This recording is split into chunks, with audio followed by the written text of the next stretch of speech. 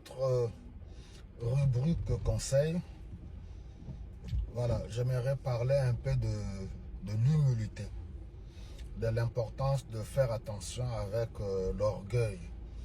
Parce que l'orgueil, l'arrogance précède la chute, nous disent les Saintes Écritures.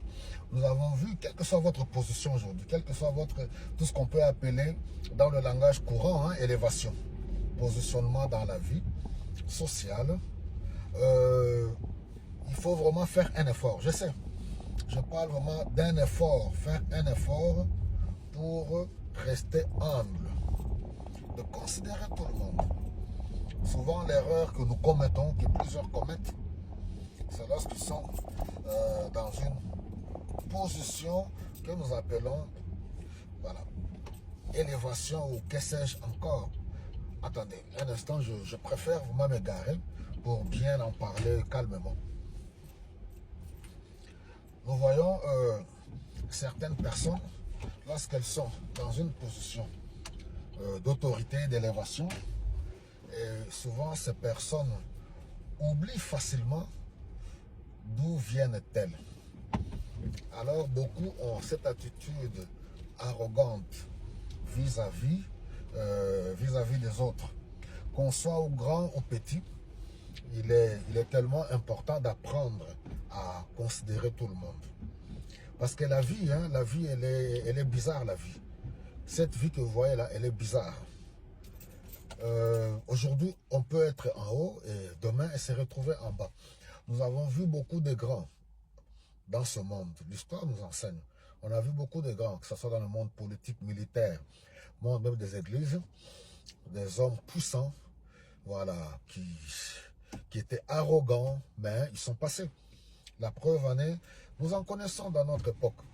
De la même manière, vous et moi-même, nous passerons. Comme nous disent les Saintes Écritures, toutes choses passeront. Les cieux et la terre passeront et la parole de Dieu demeure éternellement. Alors, donc, faisons attention, mes bien-aimés. Ça ne nous coûte rien d'avoir les deux pieds sur terre. Ça ne nous coûte rien du tout d'avoir notre tête sur les deux épaules. Que les erreurs des autres nous enseignent. Que nous puissions tirer des leçons. Donc, si aujourd'hui vous êtes dans une position d'élévation, vous n'êtes pas le premier et vous n'en serez pas non plus le dernier. Avant vous, il y a eu des hommes grands, puissants qui ont été élevés. Et maintenant, c'est vous. Demain, ça sera quelqu'un d'autre. Donc, faisons très attention. Je vais en parler dans une deuxième partie. Nous avons vu des hommes arrogants. Je prends l'exemple de l'église. Surtout nous qui sommes hommes d'église. Qu'est-ce que Michée 6:8 nous dit? Ce que Dieu attend de nous, c'est de marcher humblement et d'aimer notre semblable, de respecter le droit de l'autre. Dans les églises, il arrive ce que j'appelle le leadership. Je parlerai sur la manipulation. Le leadership de manipulation. Il suffit qu'un collaborateur ne soit pas d'accord avec le pasteur principal. Boum, les messages sont bien taillés par rapport à lui. Et le pasteur principal a l'art, souvent, il faut qu'on se dise des choses vraies.